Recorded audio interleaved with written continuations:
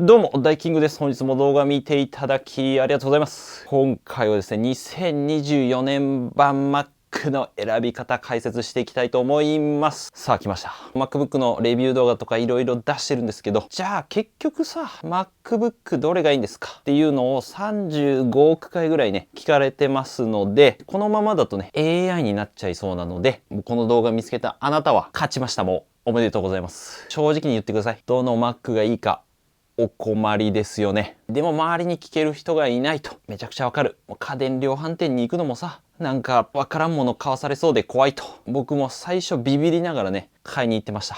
大学生の時。大丈夫です。というか、迷うのが普通です。というのも今 Mac のね、選択肢が多すぎるんですよ。こんないるかっていうぐらい。以前であれば、例えば、とりあえず MacBook Pro ね、買っとけば大丈夫っしょみたいな感じだったんですが、今買おうとすると30万ぐらいします。そんなあなたの代わりにですね、僕がね、初心者向けのやつですね、とりあえずこれ買っとけば間違いないってものを、バチコーンでもう、バチコーンって決めちゃいます。今見てるあなたのために作った動画ですよ。レビュー動画もたくさんあるんで、見てほしいんですけど、めんどくさいと思うんでね、見なくて大丈夫です。で、まずお前誰やっていうところだと思うんですけど、簡単に僕のその Mac 歴みたいなところね、言うと大体10年ぐらい以上はね、使ってると思います。で、YouTube 今3年ぐらいやってるんですけど、買ったモデルを覚えてる限りでもおそらく10台ぐらいはあるんじゃないかなと気がしますね。完全に変態。総額で言うとね、100万以上は買ってるんじゃないかなと思います。深い部分はレビュー動画見てくださいというところなんですけど、今回ですね、そんな変態がおすすめするのが結論。M1MacBook Air です。やっぱり M1 ですね。これが今日の結論なので、この動画閉じてもらって大丈夫です。ということで、また次の動画で会いましょう。バイバーイ。ちょっと待ってと。なんやそれはと。理由を説明しなさい。そんななんかわからんものをね、買うのは怖いと。そうですよね。普通に使えてこのコストパフォーマンスというところ、M1MacBook Air です。メモリが 8GB、ストレージ 256GB。これ後ほど説明しますんでね。一旦聞いてください。もうね、十分ですよ。もう十分だからこれで。安心してください。ちゃんと入ってます。この選ぶ理由ですね。ポイントのところで言うともう2つだけです。この M1 チップ搭載のモデルという Apple Silicon というものなんですけども、ここともう1個この価格面のところ。性能と価格ですね。これだけ覚えてもらえればいいです。想定がですね、初心者っていうところなので、初めての Mac 買いたいんだ。バチコーンって感じですね。はい。まず1個目、この M1 チップ搭載っていうところ、性能面のところなんですけども、なんだそれはと。ポテチかと。M1 グランプリなら聞いたことあるけど、なんだそれは。ご安心ください。これ非常に簡単でして、これいわゆるパソコンの頭脳の部分、CPU っていうところがあるんですけど、人間でいうですね、脳みそです。この脳みそ。M1 チップが2020年にね、登場したんですけど、これ初めてApple が独自で開発した脳みそになります。本物の脳みそじゃないよ。はい。それをApple Silicon って呼ぶわけなんですけども、その第1号に出たのが今回 M1 チップなんですね。Mac と最初のチップっていうことで M1 になってる。最近話題ですね。Apple Vision Pro っていうなんかすごいメガネが、ゴーグルみたいなね、デバイスがそろそろ発売なんですけども、そこの中にも入ってます。これちなみに50万ぐらいします。ちょっと待てと。よくあるインテル入ってるみたいなやつはどこ行ったんだと。それはもうね、Mac じゃありません。それはこの動画ではゴミと呼んでおります。インテルと書いてゴミと読みます。インテル版の Mac 使ってる方、申し訳ございません。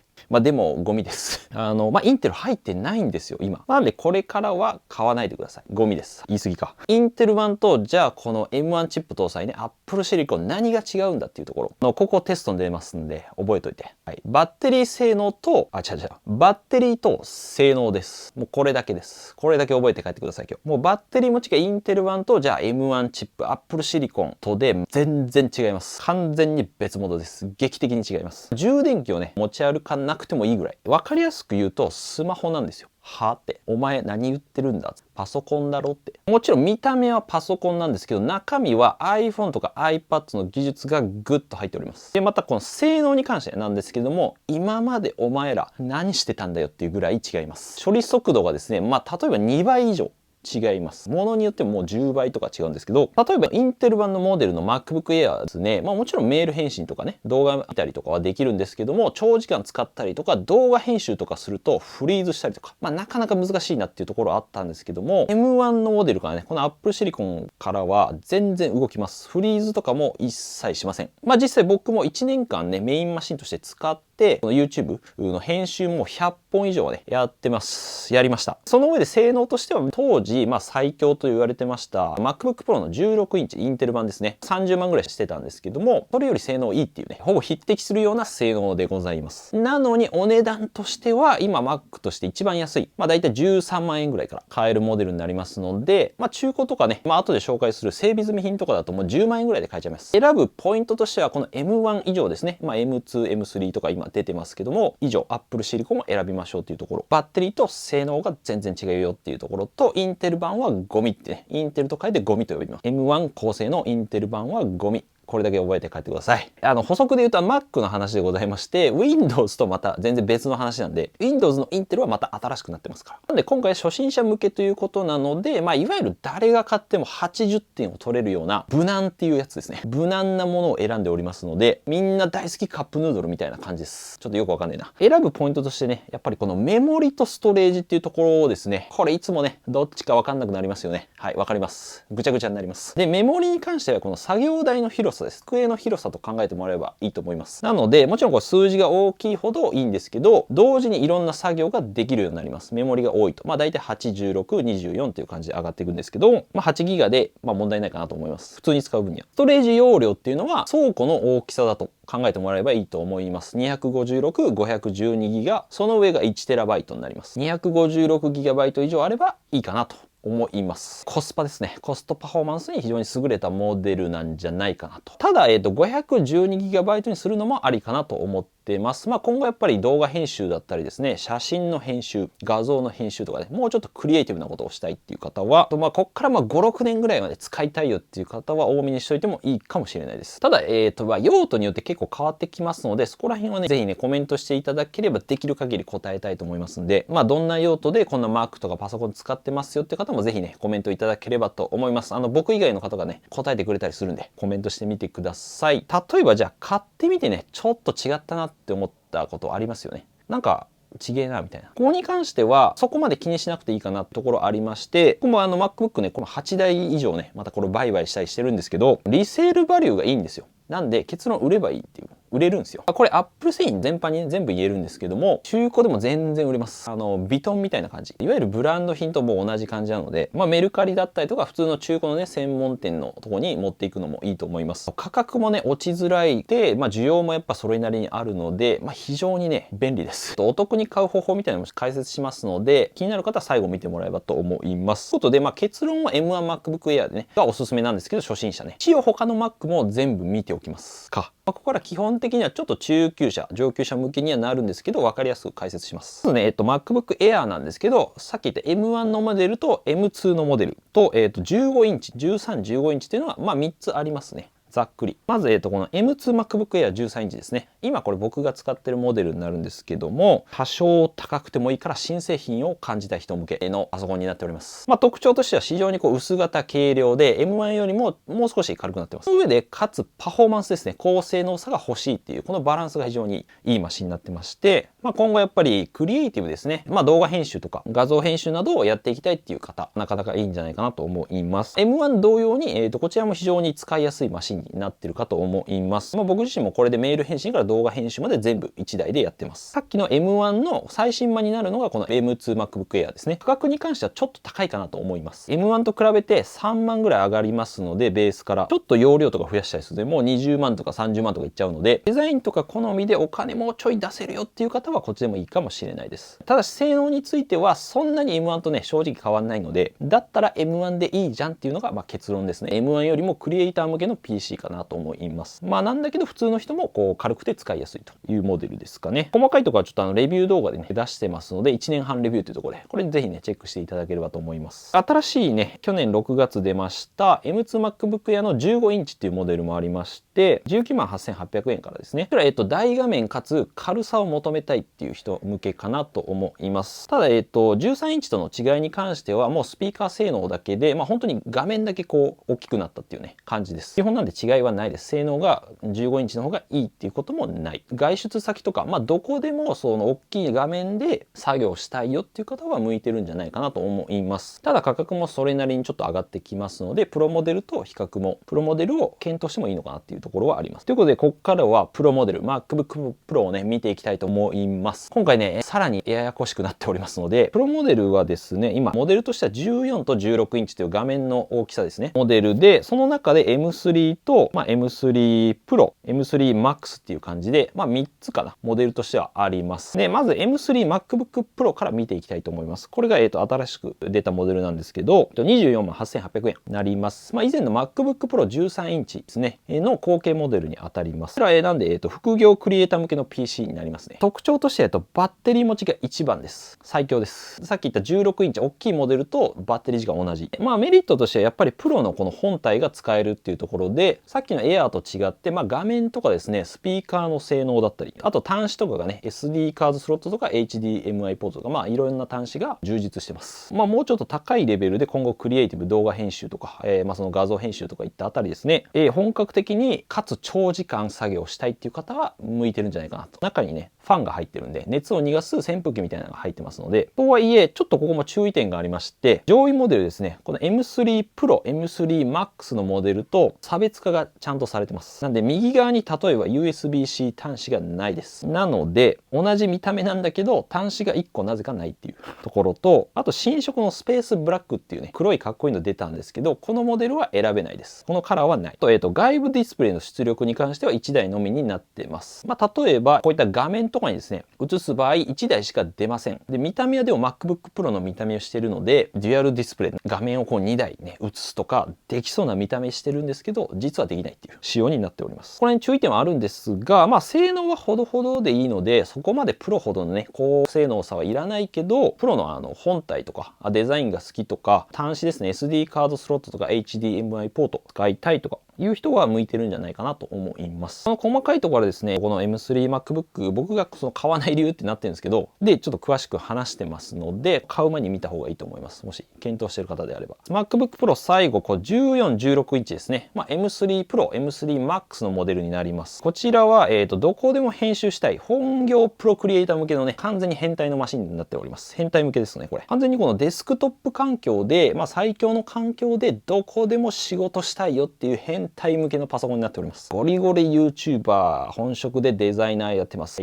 動画のクリエイターやってますとかね、編集、写真家とかいう、そういった方が使ってるようなモデルになります。どこでもなんで最強性能を持ち運んで使えるっていうところが利点かなと。こういった仕事をしてる、僕もそうなんですけど、お金を出してでもこの作業時間っていうのを短くしたいんですよ。時給が上がりますから。本業クリエイター用かなと思います。ただですよ。ただ正直 M2 Pro とか、1個前のモデルですね。M2 Max とか。でも全然いいと思います。なんなら M1 Max とかでもいいんじゃないかなと。前のモデルあるんですけどね。一般の人が使うものではないです。性能的には完全にオーバースペックになりますので、たださっき言ったみたいに画面が綺麗だったりとか、その端子が充実してたりはするので、新色のスペースブラックがいいとか、であれば別に買ってもお金に余裕があるんであればっていう、コストパフォーマンスという意味ではそんなに良くはないっていう感じですね。プロ向けのマシンかなと思います。これもおすすめのモデルとかは動画で詳しくお話ししてますので、ぜひチェックしていただければと。で、デスクトップ PC もね、Mac あるんですけども、ただ基本的にはやっぱ持ち運びできる MacBook がおすすめかなとは思います。据え置きで自宅で使うっていうものにはなるので、ただ唯一初心者向けでいいなと思うのは M3 の iMac ですね。24インチなんですけども、さっきのプロモデルに入った M3 チップ、同じ M3 チップが入ってます。あと画面とキーボードとマウスっていうのが全部セットに、なっているので、初心者でも使いやすいのかなと思います。価格がだいたい19万8800円からになってます。この映えるモデルがね、カラーがすごいいいんですけどね。あとはM2 Mac mini っていうのもありまして、この Mac が使えるモデルとしてはこれが一番最安になります。もちろんこの Mac mini 自体はねすごいおすすめはできるんですけど、ただ別にじゃあディスプレイとかですね、キーボードとかマウスは自前で自分で用意しないといけないので、初心者にはちょっとハードル高いかなと。おすすめは初心者にはしにくいかなと思います。ただ逆にディスプレイとかキーボードマウスを自分で揃えたいとか、逆にもう今家にあるしみたいな方はいいんじゃないかなと思います。こちらも会解説はね、動画でしております。最後、この Mac Studio っていうね、のがあるんですけども、これ完全にプロ向けの変態デスクトップになっております。なので、基本は気にしなくていいかなと思います。初心者の方は。本当にスタジオとかで使うですね、モンスターマシンになるので、絶対にもう高速で、最強の環境で作業したいっていう方はおすすめかなと思います。はい。一般人が使うマシンではないと思います。で、あと中古で買うのどうなのっていうところなんですけども、ここは自分で見極められるんであれば全然いいと思います。僕も中古で買ったりする時もあります。気をつけるポイントとしてはさっきみたいに M1 以上かどうかっていうところですね。この CPU のところが Apple Silicon M1、M2、M3 とか以上っていうところと、あとバッテリー容量とか法充電回数ですね。バッテリーのiPhone とかと一緒で使うとどんどん劣化していくので劣化していないのかとか、充電回数を見れば大体どれぐらい使ってるのかっていうのがわかるので、あと付属品あるかとか、保証期間がじゃあ Apple Care とかついてるのかついてないのかと、そこら辺を見てもらえばと思いますね。後ほど紹介しますが、Apple のこの整備済み品ストアっていう Apple が公式でやってるストアがあるので、こちらが基本的にはおすすめになります。初心者はね。安くてやっぱ Apple の高いね、サービスがそのまま受けれるので、ただ最初はですね、新品の M1MacBook Air を買うのがおすすめかなと思います。それが一番楽かなと。ということで、全モデルまとめますと、まずインテル版に関しては、ゴミです。いらないです。はい。M1MacBook Air ですね。これが、初心者の最適解になっているかなと思います。価格と性能のバランスがめちゃくちゃいい頃と、で、M2MacBook Air ですね。これ外クリエイター向けっていう感じにしてます。軽くて、もうちょっと性能がちょっとアップって感じ。M2MacBook Air 15インチに関しては、これ大画面なんだけど、軽さ重視っていうところで、19万8800円から。プロモデルは M3MacBook Pro ですね。新しいモデル。これ副業クリエイター向けで24万8800円。14、16インチ MacBook Pro ですね。はい。M3 Pro、M3 Max に関しては本業ガチクリエイターになります。だいたい30万円超えになってきますね。ここら辺は。で、デスクトップですね。これ持ち運びできませんが、唯一おすすめの M3 iMac24 インチ。最近新しく出たモデルです。自宅用の超コスパでいけば M2 Mac mini になります。で、あと Mac Studio ね。これ変態用のデスクトップになってます。最強性能。あとMac Pro っていうのをね、軽自動車も買えそうな100万超えのえぐいのがあるんですけど、これはいいかなと思います。気にしなくて。100万超えてます。104万からなってました。ということで、結論 M1MacBook Air で良いです。最安のモデル、メモリ 8GB、ストレージ 256GB。この辺はあと、音によって512にしたりとかでもいいと思います。少なくともね、2年ぐらいは使えると思いますし、多くの方はもう買い替えずにそのまま長く使えるんじゃないかなと思います。パソコンの方でですね、サクッとお得な買い方みたいなところもご紹介したいかなと思います。これは本当に見といた方が後で後悔すると思うんで、おすすめでございます。まずはこのApple のですね、整備済み品ストアっていうのがあって、検索するかこの下の方に認定整備済み製品っていうのがあるので、こんな感じで出てきます。この Mac っていうところを押してもらってモデルがいろいろ出てくるので、さっき紹介したモデルがですね、例えば M1 だとこれとかですかね。なんで、ここで MacBook Air とか、Pro とかモデルに合わせが、リリース年度が基本で2020年になるので、MacBook Air でいいか。大体10万円ぐらいで最安のモデルだとあるので、これはかなりおすすめかなと思いますね。整備済みストアが基本的にはおすすめ。もう安く買いたいんだったら。メモリとかね、ここら辺で容量とか選べたりもするので、iPhone とか他もあるんでね、ぜひ iPad とかもありますから、この楽天リーベイツってとこ、もし新品で買うんであれば、ここを登録していただいて買うと、楽天のポイントがですね、つきます。ただ、最新のモデルはね、つかないので、M3 とかはつかないんですけども、iPhone 15はつくかな。1% ね、このまま公式サイト、よいしょと。で、最初500ポイントも、600ポイントかな。僕のリンクから入ってもらうと入るので、で、普通にこのストアに飛ぶので、あとはいつも通り、いやでいいか。この M1 チップのモデルを買ってもらうみたいなところですかね。これ。8GB のメモリと 256GB。こんな感じで、あとバッグに追加しても、あとは買ってもらうみたいな。これめっちゃ簡単です、正直。これもおすすめで、もう少し得にしたいなら、この Apple ギフトカードっていうのを楽天で探して、これギフトカード例えば10万円分とか買っといて、それでそのままさっきの Apple のストアで使えるんですね。これポイントがつくんですよね。例えば1万円で僕の場合だと700ポイントとかつくので、キャンペーンいろいろあるので、そこはね、ちょっと調べてもらえばと思いますけど、ただ購入制限ね、初回だとね、1万円までになっちゃうので、今買っといて、45日後以降にみたいなこともできます。制限はあるんですけども、割とこれも簡単だと思います。結構ポイント、10万円とかだと7000ポイントとか僕の場合ついちゃうので、同じもん買って。あと学生とか教職員の方であれば公式で安く買えるので、学割みたいな感じですね。今ただなんかね、この登録が必要みたいなのでちょっとめんどくさくはなってるんですけど、でこれ下にねよく見たら書いてあるんですけど、これからじゃあ大学に入ります、大学に受かって入りますっていう方ももちろん対象で、あとねその大学生の親、教育の関係、先生とかですね、大学生の親も対象になるので、これはうまく、もしお子さんがね大学生とか専門学生とかでも大丈夫です。これはうまくね活用した方がいいんじゃないかなと。で意外とこれ知られてないっていうね感じでございました。ここに関してはいろいろね解説動画あるので適当に載せておきます。ぜひねチェックしていただければなと思います。Apple のねセールとかの時もこれいいですよっていうね載せてますので、はい。いやーいかがだったでしょうか。全モデルねだいたい20分ちょっとぐらいで説明するっていうね鬼のような動画だったと思いますが、ぜひねコメント感想をねコメントいただければと思います。で少しでも役に立ったと思ったら高評価とチャンネル登録をお願いいたします。またMac 以外 iPhone とかも解説しているのでまた動画出していきますので、ということでまた次回の動画でお会いしましょう。良い一日お過ごしください。じゃあまたねー。そうだ、あと X もやってます。Twitter、TikTok、Spotify とか、音声配信も今やってるので、ボイシーとかもやってます。いや、Mac はね、多すぎますよね、今ね。すごい疲れた。いや、これぜひね、おすすめ動画なんで皆さんにおすすめてあげてください。はい。だから俺いないじゃん、もう。